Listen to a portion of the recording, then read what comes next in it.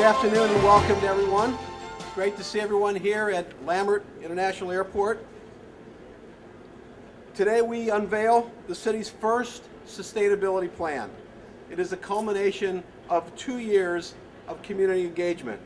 This is just not a city government plan, this is our city's plan. The sustainability plan is extensive. It is a broad collection of goals, specific objectives, and direct strategies identified by the people of St. Louis as being important to our well-being and our quality of life. Some of the objectives will be achievable soon. Some will take a very long time. Others are aspirational, but all of them will make our city a better place for more people. The plan has 3 purposes. First, to make our city cleaner, safer, healthier, with less waste of energy and natural resources. Second, to create a place that knowledge workers who are coveted in today's economy find attractive. Third, to make life better and easier for all of our citizens. Overall, it's about making the urban core even more connected, diverse, vibrant, livable, and appealing. It will make it easier to live and work in the city without being dependent on a car. Over the course of 2 years, my staff and my cabinet members representing various city departments worked with experts, individuals, citizens, community stakeholders to imagine and prioritize what a sustainable city should and could be. We held workshops and public meetings. We took input in person and over the internet. The result is this plan. And there are not a lot of printed copies for all the right reasons. We have a lot to build on. The city already has an array of assets. It is compact and located at the center of a metropolitan area.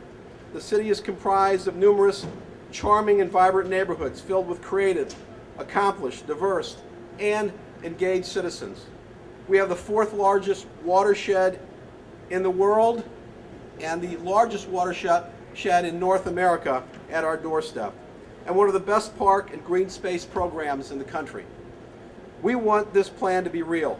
We want to improve our city in ways that people can feel, touch, and understand and measure.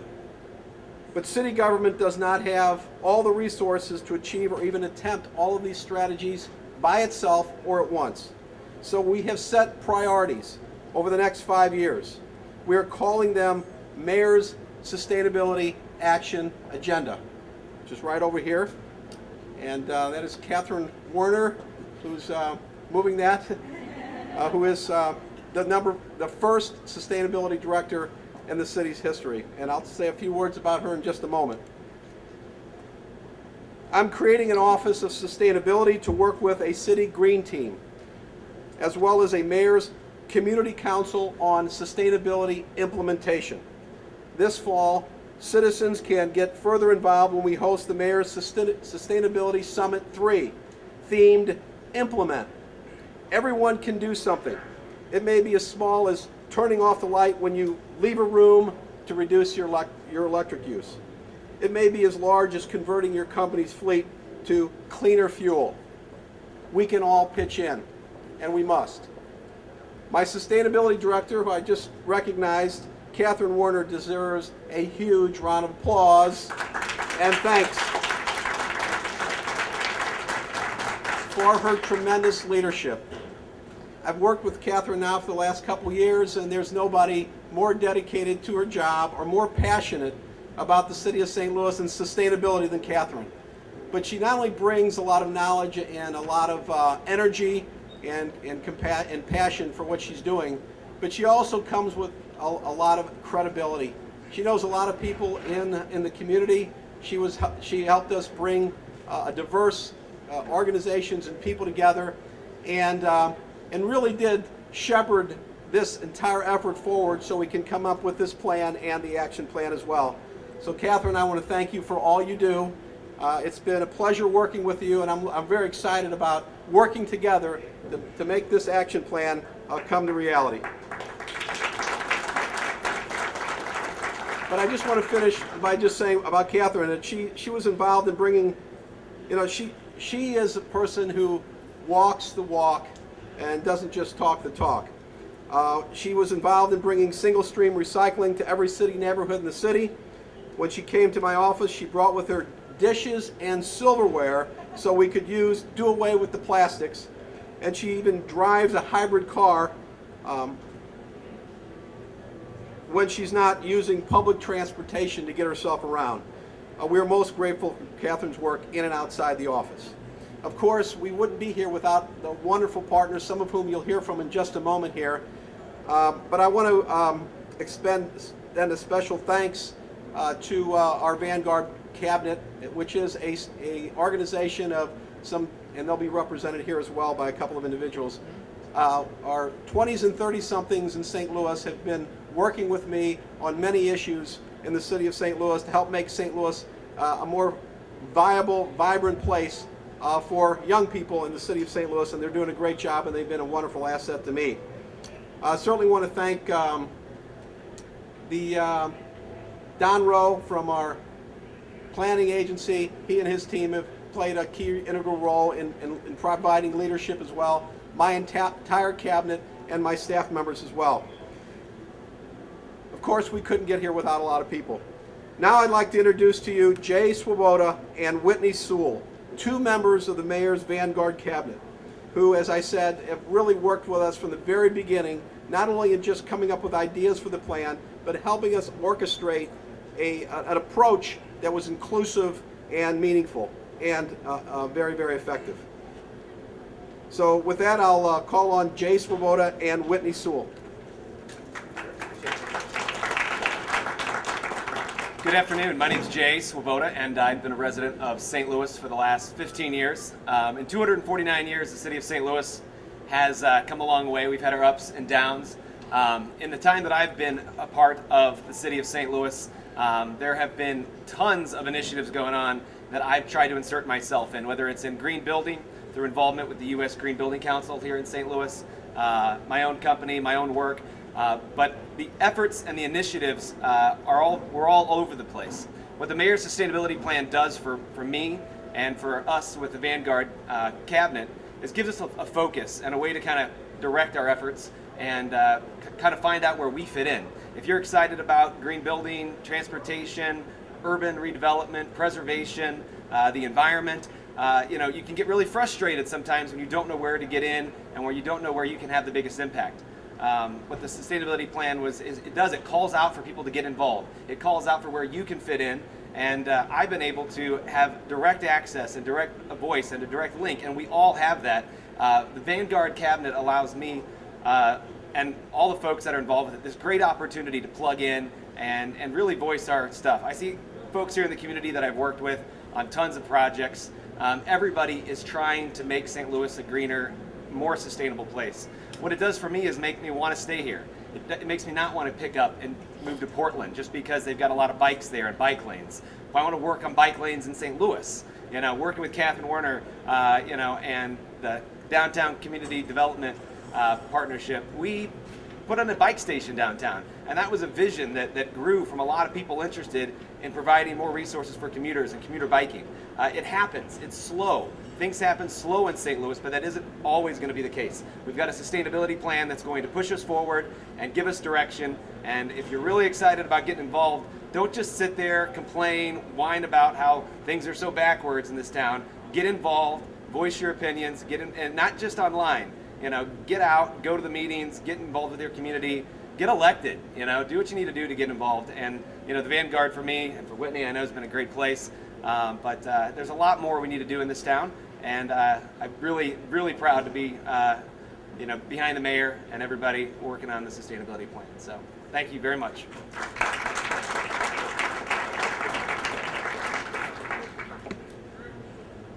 Good afternoon, everyone. My name is Whitney Sewell, and why the sustainability plan matters to me.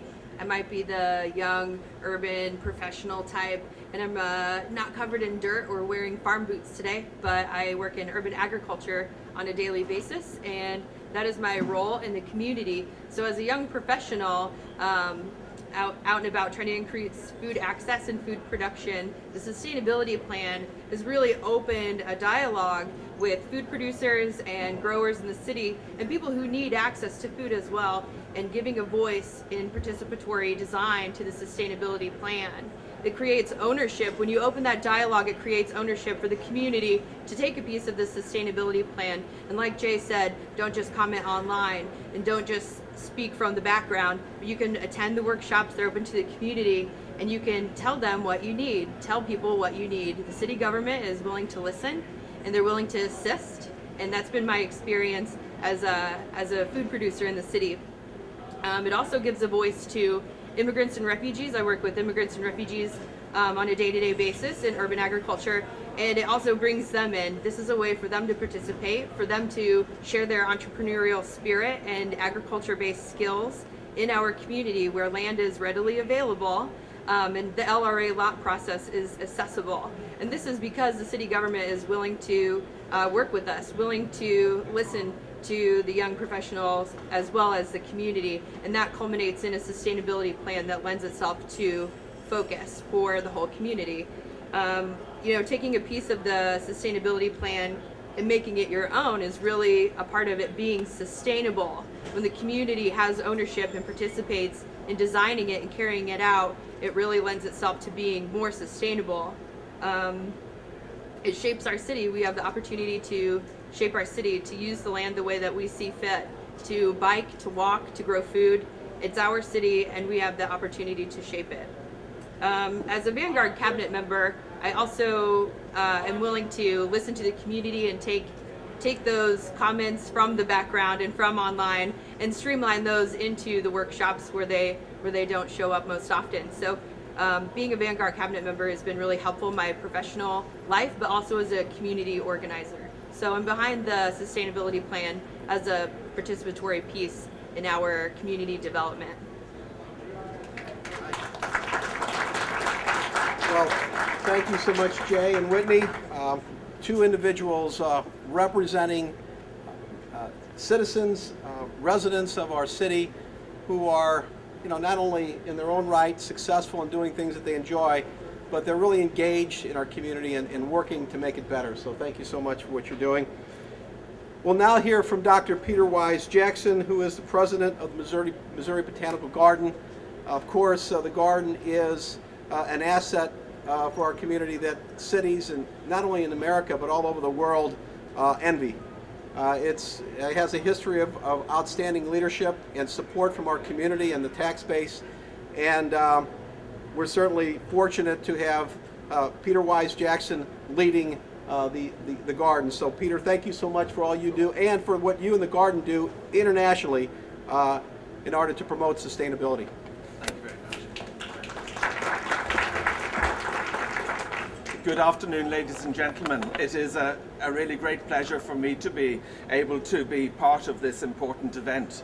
We congratulate the city on the development of the City of St. Louis Sustainability Plan. This is a really important step that is to be taken in moving forward in driving sustainability in St. Louis. I think you probably all know of the great international environmental campaigner Jonathan Porritt, and he wrote recently, he said, which is a great quote, "The future will be green or not at all." And we have to recognize that sustainability is not something which can be regarded as a luxury that we can add on to our operations in the city or indeed anywhere in our lives. Sustainability has to be a fact of life, has to be something that is part of the way we live in our city, the way we live in our daily lives. When you look at cities, so often people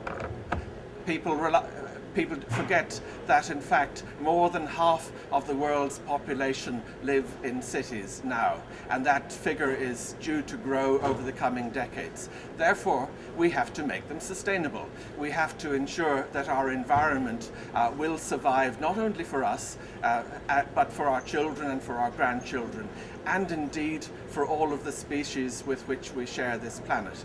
It is so important that we recognize that a city is a living, working organism, so to speak, where we have to care for the environment as much as we care for anything else.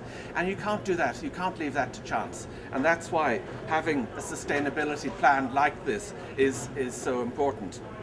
The Missouri Botanical Garden has been involved in sustainability in St. Louis for more than 150 years.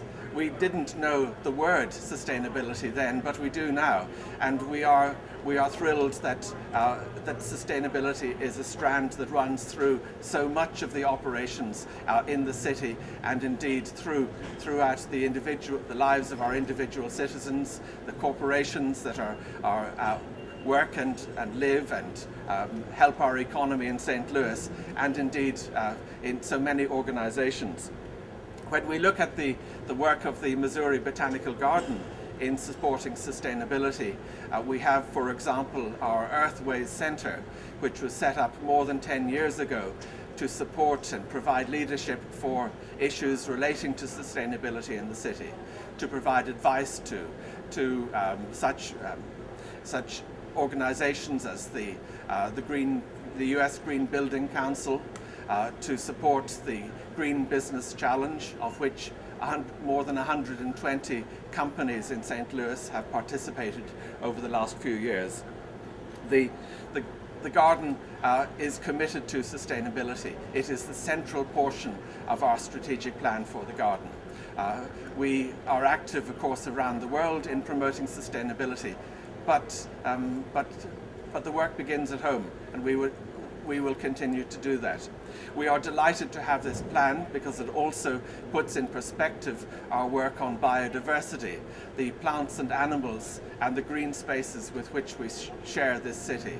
It gives us a framework in which we can continue to be a go-to resource to support the city, to support all of those in the city, to ensure that the future will be green in St. Louis, and that we will sustain for our children, our grandchildren, the very reason why all of us want to live and work in St. Louis. So thank you very much indeed.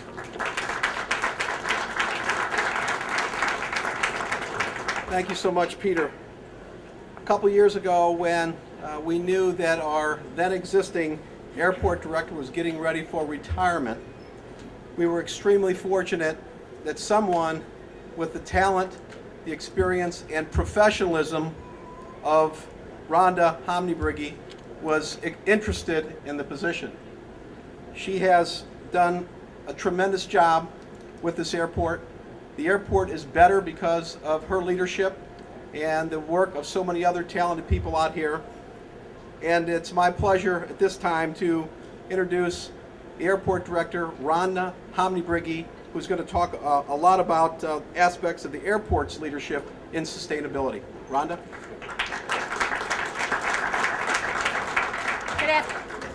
Good afternoon, everyone. As the mayor said, I'm the director of the airport and a proud member of the mayor's cabinet. A couple of years ago, when the mayor started talking to the cabinet members about how important he felt the sustainability plan for the city was going to be, and he encouraged all of us to get involved, it was easy for the airport to get involved. We actually had started a process many years before in looking at sustainability and trying to be out there. So I was proud to inherit a team that had it at the forefront already. And I want to talk just a little bit about some of the things that stand out. You know, 2 decades ago, we had a team of our employees who talked about compressed natural gas. And we, the airport, operate about 370 vehicles here. And they thought what a wonderful idea it would be if we could take those vehicles and turn them into alternative fuel, and what a great thing for the environment. And they started doing that over 2 decades ago. And today, I'm proud to say that 70% of the 370 vehicles that we operate here at our airport are fueled by alternative fuel. And that includes CNG, compressed natural gas, biodiesels, electric, which we'll talk about just in a second, and also some hybrids. So we have been embracing and will continue to embrace it in many ways. But that was all a team of ground worker employees who said, I think we can be better. I think as an airport we can do more, and really brought it to fruition. One of the things that we did in addition to that, was building of our own compressed natural gas stations here on the airport to be able to fuel our own vehicles. So currently today we have 2 of those. We do all of our own vehicle fueling as well as super park busing, as well as a couple of contracts with some of our partners throughout the region that have CNG vehicles. What we found is that there was a growing demand, and so we worked on putting out an RFP for a partnership to build a public CNG station. And that was awarded and is about to take ground digging here in the next month or so. And hopefully by the end of this year, we'll have a public CNG station in a partnership with both Laclede Gas and Siemens that will be on our airport property and be able to fuel additional fleet vehicles for partners in the region, but also to the general public who have CNG. So we're very proud of that. One of the second things I'd like to highlight is that we currently have 3 electric vehicles within our fleet that can do minor things in and around the airport and getting some of our workers to and from. And you'll see that here to the right. We will be purchasing 2 more in the coming weeks. And the nice thing about that is we've actually found ways to have those funded. There's some wonderful grant opportunities out there as we try and become a more sustainable airport that we've been successful in applying for and being awarded. And the 2 new vehicles that we will be purchasing will be 50% funded through this grant program. So another great success story, I think, for the airport. I want to talk a little bit, the mayor mentioned, and we are very proud of the airport and all the renovation work that's going on. But that wasn't without sustainability in mind. So we look at it kind of in 2 fronts.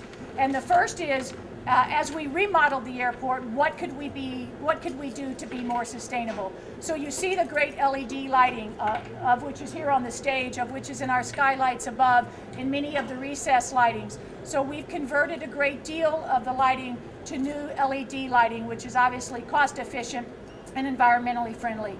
In addition to that, our HVAC systems. As we've installed new HVAC systems throughout the airport, we had very old, antiquated ones. They're much more efficient and environmentally friendly. So we've been very pleased as we've incorporated all these beautiful changes to the airport. We've incorporated from the back all of the things that can make us a more sustainable airport. And with that in mind, after the tornado hit, we obviously had a lot of construction. And we worked very, very closely with all of our construction partners, companies here in the St. Louis area, about how important it was that we recycle all of these goods that are being destroyed, or I should say that are being torn away during the construction. And we had great partnerships with our construction workers out here and our construction companies in being able to recycle those products. And so we're very pleased about that and always looking at ways to keep that in mind. One of the things that the airport had also taken on, even before I came, and again, we just added to the mayor's request of all of the cabinet to look at recycling and what we can do with recycling. So we went out and put an RFP out for a new program for the next 5 years, which will take effect tomorrow, with our company that not only does our trash removal at the airport, but also incorporates a recycling into it. So we are in the process of, we had our first training class yesterday with the company. They'll be educating all of our employees and all of our tenants' employees on what things are recyclable and how do you put them in the containers and what does single stream recycling means. And we'll be training every single person at this airport that comes into contact, as well as the public, which will see the containers, to be able to say, help us be a more green airport, help us be more sustainable. We also looked at the opportunity of food composting. As you know, in this airport, we have a large concession with HMS Host that handles our food and beverages. And they worked with us in hand-in-hand partnership to say, let's try some food composting. So 4 of our restaurants are currently in that program. We just went and applied and were awarded another grant that will allow us to open up all of our restaurants in the coming weeks. We'll be part of this program and we'll be composting food waste from all of our restaurants. So I think, things that you don't normally think about may be occurring at an airport, we actually are trying to do and occur every day.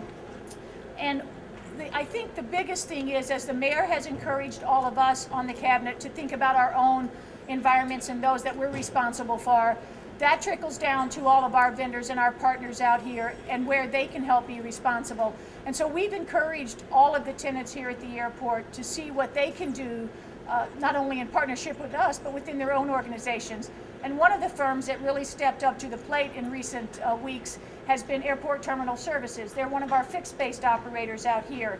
And when we pitched the challenge to all of them about being more environmentally friendly, they came forth and said, we want to be the first airport in the country that uses Kill Frost, which is a de-icing product that we have to de-ice. When we have snow and ice like we did last Thursday and yesterday, we have to use de-icing fluid in order to fly airplanes safely.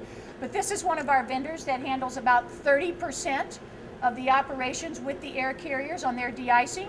And so they've installed this new mixing plant, which allows them to mix the right concentrate of this new Kill Frost.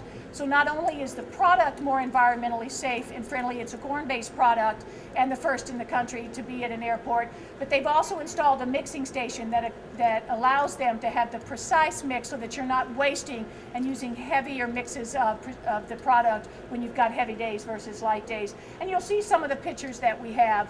So I think, you know, people often think in sustainability that it's just costing money, that it's not effective, but I can show you many cases where we've been able to save dollars and actually find savings in this, and a number of those examples are up here. So with that, we've got a great team of people. We'd like to open it up to all of the panel to answer any questions that you may have, and thank you for your interest in being here today.